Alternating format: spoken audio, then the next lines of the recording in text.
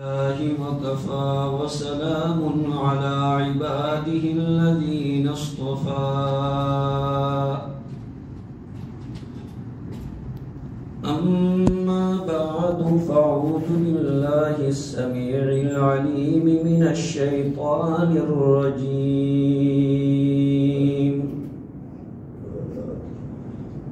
يا أيها الذين آمنوا لا تبطلوا أعمالكم وقال رسول الله صلى الله عليه وسلم لا تحقر أخيك المسلم صدق الله مولانا العظيم اللهم صل على مولانا محمد وبارك وسلم سبحان ربك رب العزة عما يصفون وسلام على المرسلين والحمد لله رب العالمين. بزرگوں اور دینی بھائیوں، گزشتہ جمعے میں نے آپ کے سامنے یہ بات بتلائی تھی کہ اللہ پاک نے نیکیاں کمانے کا موقع عنایت فرمایا. نیکی ہونا یہ بہت بڑی بات ہے، لیکن میں نے بتایا تھا کہ اس نیکی کی حفاظت کرنا اس سے بھی بڑی بات ہے. اس نیکی کو باقی رکھنا اس سے بھی بڑی بات ہے.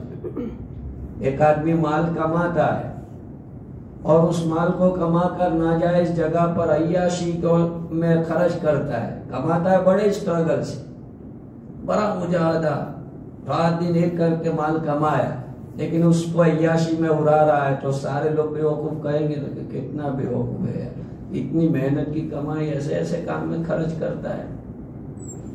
تو جیسے وہاں پر ہے کہ محنت سے کمایا ہوا مال غلط جگہ استعمال نہیں کیا جاتا ہے، بالکل اسی طرح یہاں پر ہے کہ محنت سے کمائی ہوئی نیکیاں اس کو محفوظ رکھنی پڑتی ہے.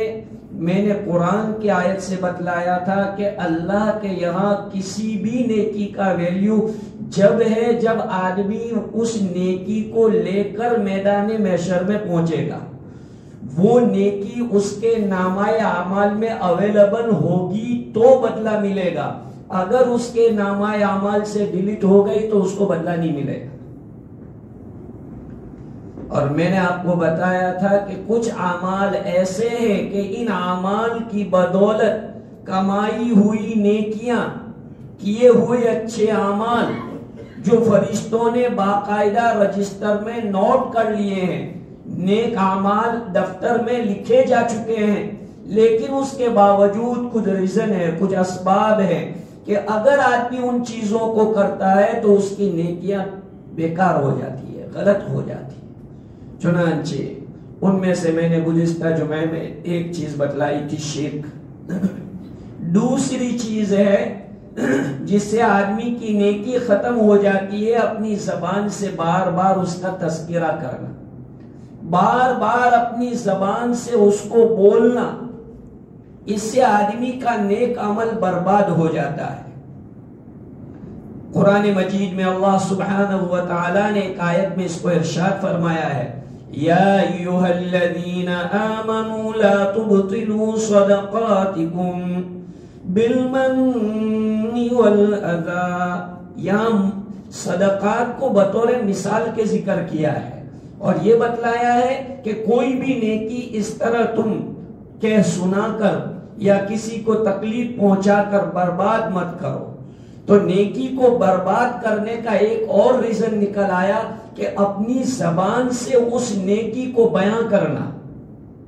آپ نے جماعت کی دعوت کی، آپ بیان کرتے لوگوں میں، فرینڈ سرکل کھڑا ہے، ارے یار آج تو جماعت آئی تھی، پوچھے نہ پوچھے آدمی نے بول دیا، 2 مرتبہ بول دیا، 3 مرتبہ بول دیا. حالانکہ کسی ریزن سے بولنا پڑے تو منع بھی نہیں ہے، کوئی پوچھتا ہے اور بولنا پڑے تو منع بھی نہیں ہے، لیکن بغیر پوچھے صرف اپنی ایڈورٹائز کے لیے آدمی جو ہے اس کو بولے گا تو یہ نیکی گئی، برباد ہو گئی۔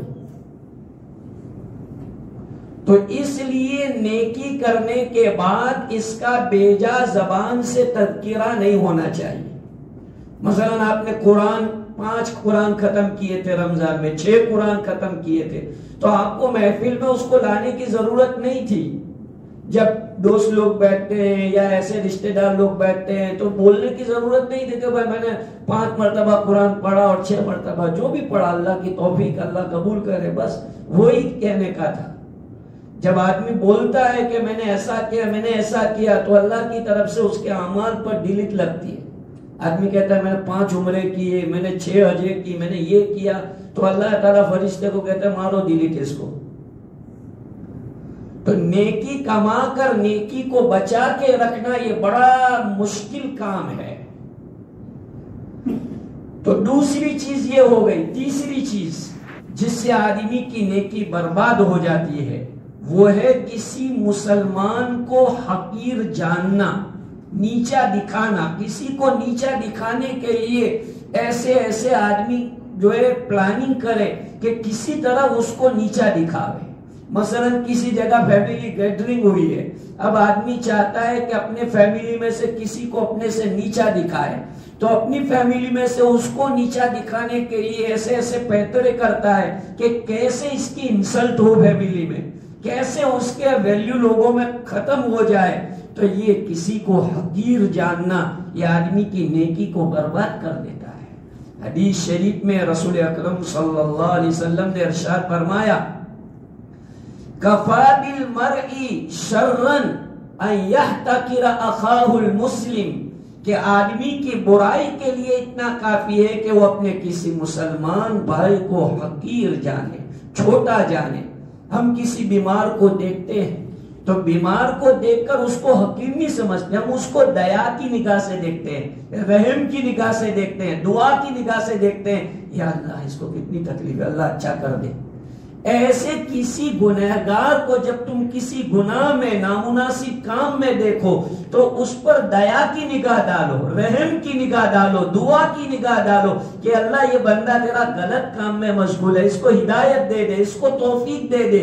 اس کو آپ چھوٹی نگاہ سے مت دیکھو، نیچے نگاہ کی گرانے کی نیت سے مت دیکھو، بلکہ اس کے لیے دعا کرو کہ اس کو صحیح سمجھ آ جائے کہ یہ کیسے کام میں مشغول ہے۔ یہ بہت اہم بات ہے۔ ہمارے یہاں آج اللہ معاف کرے کچھ ریگولر نمازی ہوتے ہیں، اب کوئی نیا نمازی آ جاتا ہے تو کبھی کبھی اس کی مذاق بھی کرتے ہیں، کبھی کبھی اس کے لیے ایسے جملے بھی بولتے ہیں۔ تو ایسا نہیں ہونا چاہیے۔ اللہ پاک نے ہم کو توفیق دی، ہم 5 نمازیں پڑھتے ہیں، ساری عبادتیں کرتے ہیں، تو یہ تو اللہ کی توفیق ہے۔ حضرت عیسیٰ علیہ السلام ایک مرتبہ فلسطین کے اندر سے گزر رہے تھے۔ فلسطین میں چھوٹے چھوٹے پہاڑ ہیں، بڑے بڑے پہاڑ نہیں ہیں، تو ایک ڈاکو پہاڑ کے اوپر بیٹھا ہوا تھا۔ حضرت عیسیٰ علیہ السلام کو جیسے اس نے دیکھا تو حضرت عیسیٰ علیہ السلام کا چہرہ ایسا پرکشش اور نبوت کا نور، تو وہ امپریس ہو گیا اور اس نے ایک جھمپ لگایا اور حضرت کو جا کر کے جو ہے سینے سے لگ گیا اور کہا حضرت مجھے توبہ کرنی ہے، مجھے توبہ کرنی ہے۔ تو حضرت کے ساتھ آپ کا ایک حواری بھی تھا، حواری یعنی صحابی، جیسے حضور کے ساتھی کو صحابی کہتے ہیں، عیسیٰ علیہ السلام کے ساتھی کو حواری کہتے ہیں۔ تو وہ ہنستے ہنستے جو ہے اس نے زور سے ہنسا اور کہا توبہ، ایسا توبہ، اس طرح جو ہے اس نے زور سے ایسا تانے والا لفظ کہا۔ اسی وقت اللہ تبارک و تعالی کی طرف سے وحی آئی عیسیٰ علیہ السلام پر۔ اللہ تعالیٰ نے عیسیٰ علیہ السلام کو کہا کہ عیسیٰ ان دونوں کو کہو کہ تمہارا دونوں کا زیرو ہو گیا ہے، دونوں کا نعمۂ اعمال زیرو ہو گیا ہے، اب تم کو نئے طریقے سے شروع کرنا ہے۔ حضرت عیسیٰ کو سمجھ میں نہیں آیا کہ کیا مطلب ہے۔ حضرت عیسیٰ علیہ السلام کو اللہ تعالیٰ نے فرمایا کہ عیسیٰ تمہارے ساتھی حواری کو کہو کہ تمہاری جو عبادتیں تھی اس کو حقیر نگاہ کے دیکھنے کی وجہ سے ہم نے زیرو کر دیے، اب نئے طریقے سے کرو۔ چاہتے تو ایمان بھی لے لیتے لیکن ایمان نہیں لیا، صرف نیکیاں ختم کیے، اور اس کو کہو کہ تیرے گناہ سارے ختم ہو گئے، تو بھی نئے طریقے سے کرو، تو بھی نئے طریقے سے کرو، دونوں نئے طریقے سے عمل کرو، تمہارا اپنا کھاتا نیل ہو گئے۔ کتنی بڑی بات ہے۔ اللہ تبارک و تعالیٰ نے ایک صرف آدمی کو، ایک گنہگار کو تجھ نگاہ سے، اس لیے علماء کہتے ہیں کہ گناہ کو برا سمجھو، گنہگار کو برا مت سمجھو۔ ہم بیمار، ہمارے گھر میں کوئی بیمار ہوتا ہے تو ہم بیماری کو برا سمجھتے ہیں، بیمار کو تھوڑی برا سمجھتے ہیں کہ بھائی بیمار ہے، وہ تو ہمارا آدمی ہے۔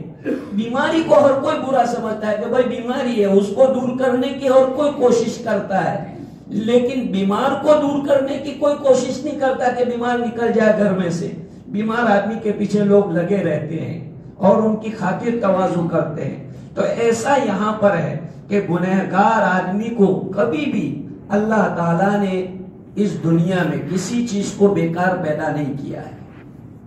قرآن میں یہ مضمون اللہ نے بیان کیا ہے، افحسبتم انما خلقناکم عبثا، اللہ نے تم کو بے مقصد اور بے فائدہ پیدا کر دیا ہے۔ قدرت کے کارخانے میں کوئی بھی چیز بے فائدہ نہیں۔ حضرت موسیٰ علیہ السلام ایک مرتبہ جو ہے کہیں جا رہے تھے، موسیٰ تھا، ان کا نام ہی کلیم اللہ تھا۔ کلیم اللہ کا مطلب ہے اللہ سے بہت باتیں کرنے والا۔ حضرت موسیٰ اللہ سے بہت باتیں کرتے تھے۔ ہم کو بھی ایسا سیکھنا چاہیے، ویسے غلط غلط باتیں زبانوں سے بولتے رہتے ہیں تو اللہ سے باتیں کرتے رہنا چاہیے۔ چپکے میں آدمی بیٹھا ہو، اپنا کوئی بات نہ حل ہو رہی ہو تو اللہ کو اپنی بات سنانا چاہیے۔ جیسے اپنا کسی فرینڈ کو آدمی کوئی اپنی بات سنا رہا ہے تو ایسے سمجھے کہ اللہ میرے پاس ہے اور میرا دکھڑا اللہ سن رہے ہیں، تو ایسے اللہ کو اپنی داستان سنا ہے کہ اللہ ایسا ایسا ہے، اب میں کس کو کہوں، تیرے سوا میں کس کو کہہ سکتا ہوں۔ اللہ کو اپنی بات سنانا سیکھو، پوری دنیا کو سکھاؤ گی، لوگ تمہارا مذاق اڑائیں گے، لوگ ہنسیں گے، لوگ تمہاری انسلٹ کرنے کی فکر میں رہیں گے، لیکن اللہ کو سناؤ گے تو اللہ پلاننگ کریں گے کہ اس کی کیسے اس کی تکلیف کو دور کی جائے۔ تو موسیٰ علیہ السلام اللہ کو کہہ رہے تھے کہ اللہ پاک یہ چھپکلی کو تم نے کیوں پیدا کیا ہے، اس کا کوئی فائدہ نہیں، نہ ذبح کر کے اس کو کھایا جا سکتا ہے، نہ اس کا کوئی پاخانہ کسی کام میں آ سکتا ہے، نہ اس کی کوئی چیز کام میں آ سکتی ہے، آخر یہ چھپکلی پیدا کیوں ہوئی ہے۔ موسیٰ علیہ السلام بار بار اللہ سے یہ پوچھ رہے کہ اللہ تعالیٰ یہ چھپکلی کا پیدا کرنے کا ریزن کیا ہے۔ اللہ پاک نے جواب دیا، موسیٰ یہ چھپکلی دن میں 70 مرتبہ پوچھتی ہے کہ موسیٰ کو کیوں پیدا کیا، موسیٰ کو پیدا کرنے کا کیا مقصد تھا۔ تو اس لیے بھائیوں، اللہ تعالیٰ جو ہے انسان کو ہدایت دیتے ہیں، اعمال کی توفیق دیتے ہیں، کسی کو بھی حقیر نہیں سمجھنا چاہیے۔ کسی کو حقیر سمجھنے سے آدمی کی ہوئی نیکیاں برباد ہو جاتی ہے۔ اللہ رب العزت کے یہاں اعتبار خاتمے کا ہے، اینڈنگ کا اعتبار ہے کہ آدمی کے لائف کا اینڈ کس چیز پر ہو رہا ہے، اور خاتمہ مجھے اور آپ کو معلوم نہیں ہے۔ بہت مرتبہ ایسا ہوتا ہے کہ آدمی جو ہے پہلی اچھی زندگی گزارنے والا ہوتا ہے، لیکن آخر کے اندر کوئی ایسا مرحلہ پیش آ جاتا ہے، کوئی ایسی بات ہو جاتی ہے کہ آدمی بری موت مر جاتا ہے، غلط موت مر جاتا ہے، کبھی سوسائڈ کر لیتا ہے، کبھی کوئی اور چیز کر لیتا ہے، اور اس کی وجہ سے لوگ تعجب کرتے ہیں یار ایسا بندہ تھا اور ایسا کر لیا۔ تو در حقیقت اس کے اندر کوئی ایسی خرابی تھی تو اللہ تعالیٰ نے مرتے وقت اس کو جو ہے اس پوزیشن کے اندر موت دے دی۔ اسی طرح بعض مرتبہ آدمی جو ہے پہلے برا ہوتا ہے، لیکن مرنے سے پہلے اللہ پاک اس کو کسی نیکی کا بینیفٹ دے کر، اس کو صحیح سمجھ دے کر اس کی موت بالکل درست آ جاتی ہے، صحیح آ جاتی ہے۔ میں اور آپ کچھ نہیں کہہ سکتے۔ ایک آدمی تھا، سو رہا تھا، باقاعدہ اس کو پہلے دن خواب میں بتایا گیا کہ فلاں آدمی کو عمرہ کرا، تو وہ سوچنے لگا یار کیا اس کو میں کیسے تلاش کروں گا۔ پھر دوسرے دن وہی خواب آیا کہ اس کو عمرہ کرا، تیسرے دن بھی خواب آیا، لگاتار 3 دن خواب آیا، اور اب تیسرے دن تو کسی نے اس کو موبائل نمبر بھی دیا، اور باقاعدہ وہ اٹھا تو اس کے ہاتھ پر موبائل نمبر لکھا ہوا تھا، اس کے ہاتھ پر موبائل نمبر لکھا ہوا تھا۔ اس نے جو ہے وہ موبائل نمبر ڈائل کر کے اس آدمی کو بلایا اور کہا کہ بھائی تمہارا ایسا ایسا، کہ ہاں یار میں بہت تمنا تھی لیکن پیسے نہیں ہے تو کیا کروں، کہ چلو تمہارا انتظام ہو گیا ہے۔ وہ اپنے ساتھ اس کو لے گیا، عمرہ کرایا اس کو، اور پورا عمرہ کمپلیٹ ہوا. اس نے یہ کہا کہ یار مجھے اور 2 رکعت نماز پڑھنی ہے، 2 رکعت نماز پڑھنے دو. تو 2 رکعت نماز وہ مقام ابراہیم کے پیچھے خانہ کعبہ کے سامنے پڑھ رہا تھا، اور اسی وقت اس کا انتقال ہو گیا. اسی وقت وہاں اس کی موت لکھی ہوئی. اللہ پاک کس کی موت کیسے پوزیشن میں لکھتے ہیں وہ معلوم نہیں ہے. اب وہ بندہ جانتا بھی نہیں ہوگا کہ اللہ نے کیسا غیبی انتظام کیا ہے. تو اللہ پاک کس طرح کا غیبی انتظام کرتے ہیں. اس لیے ہم کو کسی کو بھی نیچا سمجھنے کی جرات نہیں کرنی چاہیے، حقیر نہیں جاننا چاہیے، بلکہ ہمیں اس کے لیے دعا کرنی چاہیے. اگر ہم کسی نامناسب کام میں اس کو دیکھتے ہیں تو ہمیں یہ سمجھنا چاہیے کہ بھئی ہے بس اللہ کی توفیق ہے. جب اللہ توفیق نہ دے تو بڑے بڑے لوگ بھی نیکیوں سے دور رہتے ہیں. مکہ میں رہ کے بھی لوگ نمازیں نہیں پڑھتے، ہم نے ایسے بھی دیکھے. مکہ میں رہتے ہیں لیکن ان کو توفیق نہیں مل رہی ہے. تو توفیق کی بات ہے نا. ہمارے حاجی صاحب لوگ جاتے ہیں عمرہ کرنے جاتے ہیں تو 1 قرآن 2 قرآن بھی مشکل سے ختم ہوتا ہے. لیکن امام شافعی رحمت اللہ علیہ مصر سے اس وقت انکمفورٹیبل ٹریولنگ تھی، تو بھی جو امام شافعی رحمت اللہ علیہ کو 15 دن لگے وہاں سے آتے ہوئے، مصر سے مکہ آتے ہوئے. لکھا ہے تواریخ نگاروں نے کہ حضرت نے 16 قرآن ختم کیے. انکمفورٹیبل ٹریولنگ. اور آج بالکل کمفورٹیبل بیٹھنے کا ہے، پلین کے اندر فلائٹ کے اندر برابر بیٹھ کے آدمی پڑھ بھی سکتا ہے. جدہ جاتے ہوئے 5 پارے اس کے ہو سکتے ہیں، لیکن آدمی کچھ بھی نہیں، سو رہا ہے، غفلت.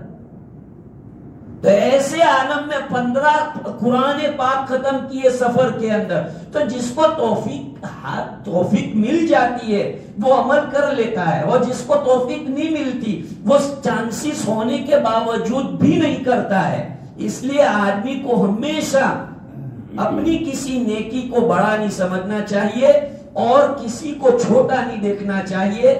ہمیشہ تمام لوگوں کو اس نگاہ سے دیکھنا چاہیے کہ یہ اللہ کے بندے ہیں. کس وقت اللہ کا ان پر کرم ہو جائے گا ہم نہیں کہہ سکتے. اللہ تعالیٰ نے بڑے بڑے ڈاکوؤں پر کرم کیا ہے. بڑے بڑے ڈاکو، فضیل بن عیاض رحمت اللہ علیہ بہت بڑے اللہ کے ولی گزرے ہیں، لیکن یہ ولی بننے سے پہلے بہت بڑے ڈاکو تھے. بہت بڑے ڈکیتی کا بہت بڑا ان کا ہنر تھا. لیکن اللہ نے ایک موقع پر کرم کی نگاہ ڈال دی، رحم کی نگاہ ڈال دی. تو اللہ تعالیٰ کسی پر کرم کی نگاہ کس وقت کر دے میں اور آپ کچھ نہیں کہہ سکتے ہیں. اس لیے ہم کو کسی کو بھی یہ سمجھنے کا رائٹ نہیں ہے کہ ہم یہ سمجھے کہ یار یہ تو ایسا ہے. اس کو بعض لوگ اس کو اچھوت تک سمجھ لیتے ہیں اور دعوتوں میں بھی اس کو اوائڈ کرتے ہیں. کبھی کسی جگہ دعوت ہو گئی اور ایسی جگہ بیٹھنے کا موقع آ گیا تو دعوت میں بھی ایسے لوگوں کو اوائڈ کرتے ہیں. میں نے تو دیکھا بلکہ ہمارے جیسے لوگوں کے ساتھ بیٹھنے میں بھی شرم محسوس کرا. سب لوگوں سے کیا ہو گیا بھائی؟ یعنی جو ایجوکیٹڈ لوگ ہوتے ہیں، بڑے لوگ ہوتے ہیں، تو کبھی ایسا دعوت ہے شادی میں تو سارے لوگ ہوتے ہیں کہتے ہیں کہ آ کے بیٹھا تو نہیں بیٹھتے. کیوں کہ مول سب لوگ ہیں ان کے ساتھ نہیں بیٹھنے کا. تو اتنی گری ہوئی بات ہوتی ہے کہ بھائی آپ ایک آدمی کے ساتھ کھانا کھانا پسند نہیں کرتے. ایک آدمی ہے، اللہ کا بندہ ہے، تو کیا وہ غلط ہے تو اس کے ساتھ کھانا کھانا پسند نہیں کرتے. اس طرح کا جو ہمارا رویہ ہوتا ہے یہ ہماری نیکیوں کو گرا دیتا ہے، ختم کر دیتا ہے. اس لیے ہمیشہ آدمی کو جو ہے اپنی حقیقت پر نظر رکھنی چاہیے، اپنے گناہ اور اپنے عیوب کو دیکھنا چاہیے. رسول اکرم صلی اللہ علیہ وسلم نے ارشاد فرمایا کہ تم اپنے بھائی کے عیب کو تلاش مت کرو. اپنے بھائیوں کے عیوب اور ان کے گناہوں کے اوپر اس طرح مت دیکھو گویا تم ان کے خدا ہو. تم ان کے خدا نہیں ہو. ان کا خدا 7 آسمانوں پر سے ان کو دیکھ رہا ہے اور ان کے خدا نے فیصلہ کیا ہے کہ اس کے ساتھ کیا معاملہ کرنے کا. تمہیں اس کا رائٹ ہے ہی نہیں کہ تم اس کے متعلق کوئی رزلٹ قائم کرو کہ بھئی یہ جنتی ہے کہ جہنمی ہے کہ ایسا ہے کہ ویسا ہے. یہ اللہ پاک نے ڈیسیزن اپنے پاس رکھا ہے. ہم کون ہوتے ہیں کسی کے بارے میں ڈیسیزن قائم کرے کہ بھئی یہ جنتی ہے کہ یہ گنہگار ہے کہ یہ نیک ہے. مجھے اور آپ کو کیا نالج ہوتا ہے؟ آپ میرے ظاہر کو دیکھ کے مجھے نیک سمجھتے ہوں، لیکن میرے اندر کیا ہے وہ تو میرا مالک جانتا ہے. اس لیے کبھی بھی جو ہے ہمیں کوئی ایسا ججمنٹ نہیں لینا چاہیے، کوئی ایسا ڈیسیزن نہیں لینا چاہیے، ہمیں اللہ کے حوالے کرنا چاہیے، اور جو بھی نیکی ہو جائے اس نیکی کو اللہ کا فضل سمجھنا چاہیے کہ اللہ کا فضل ہوگا تو ہی نیکی ہوگی، اللہ کا فضل نہیں ہوگا تو نیکی ہو ہی نہیں سکتی۔ سلیمان علیہ السلام کا قول قرآن مجید میں 19ویں پارے کے 17ویں رکوع کے اندر یہ ذکر کیا ہے، ھذا من فضل ربی۔ یہ ھذا من فضل ربی کا جو سینٹنس ہے سلیمان علیہ السلام نے ہر بندے کے لیے قیامت تک کے لیے قرآن میں اس کو ریکارڈ کیا گیا ہے۔ سلیمان علیہ السلام نے ایک بہت بڑا کام انجام دیا، تو اس کام انجام دینے کے بعد یہ جملہ نقل کیا، تو اس سے مفسرین نے لکھا کہ کوئی بھی کام آدمی انجام دے دے تو اس کام کو انجام دینے کے بعد اسے یہ دہرانا چاہیے، ھذا من فضل ربی، یہ میرے رب کا فضل ہے۔ آپ نے چلہ لگا لیا، 4 مہینہ لگا لیا، ھذا من فضل ربی کا ہو کہ یہ میرے رب کا فضل ہے، میرے کیا بس کی بات تھی۔ آپ نے اعتکاف کر لیا، آپ خانقاہ میں چلے گئے، آپ نے روزے رکھے، آپ نے ڈونیٹ کیا، آپ نے کچھ بھی کیا، مہمان نوازی کی، ہر وقت آپ کے دل میں یہ ہونا چاہیے ھذا من فضل ربی، یہ تو میرے اللہ کا فضل ہے کہ مجھے ایسا بنایا، ورنہ اللہ مجھے ایسا بنا دیتا کہ میں خود لوگوں کی زکات لینے والا ہوتا تو کیا ہوتا؟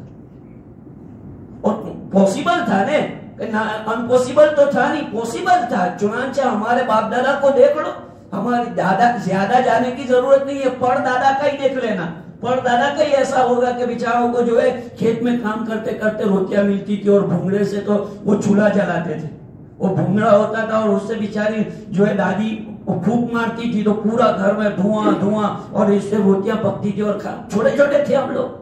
تو وہ ایک منظر یاد رکھو کہ بھائی آج ماشاءاللہ دولت ہے، یہ جو سب سیلیبریٹی ہے اور یہ سب جو چکا چون ہے، یہ تو اللہ کا فضل ہے کہ آج ساری چیزیں جو ہے ٹو ڈیٹ اللہ نے کر دیا، یہ اللہ کا فضل ہے، ورنہ یہی ہم تو لیپے ہوئے گھر میں رہتے تھے۔ یہ گھر تھا کہ جہاں گوبر سے لیپا جاتا تھا، لیکن آج سنگ مرمر لگے ہوئے، ٹائلز لگے ہوئے ہیں، اور کمفورٹیبل سارا سب کچھ جو ہے سامان رکھا ہوا ہے، تو یہ تو اللہ کا فضل ہے۔ ھذا من فضل ربی گھر پر لگانے کی ضرورت نہیں ہے، یعنی میں منع نہیں کرتا، مطلب یہ کہ ھذا من فضل ربی دل میں رکھنے کی ضرورت ہے، صرف گھر پہ رکھنے سے کیا فائدہ ہے؟ گھر پہ یا آفس میں آپ نے رکھ دیا کہ ھذا من فضل ربی، ٹھیک ہے، کوئی مسئلہ نہیں ہے، رکھ سکتے آفس میں بھی گھر میں بھی، لیکن صرف گھر اور آفس میں نہیں، آپ کے دل میں، آپ کے دماغ میں، آپ کے وچار میں ھذا من فضل ربی ہونا چاہیے۔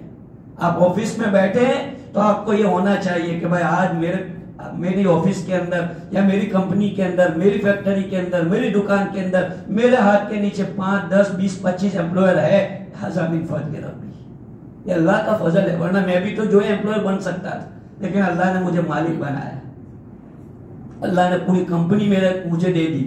تو یہ ھذا من فضل ربی کا جملہ حضرت سلیمان علیہ السلام نے مجھے اور آپ کو اور ہر باصلاحیت انسان کو قیامت تک کے لیے دیا ہے کہ اپنی صلاحیتوں پر اتراؤ مت، بلکہ ھذا من فضل ربی کو مد نظر رکھو کہ یہ اللہ کا فضل ہے، اللہ جس کو چاہتا ہے اپنے فضل سے نواز دیتا ہے، اور اگر اللہ تعالیٰ چاہے تو اللہ فانن اس فضل کو ختم بھی کر سکتے ہیں۔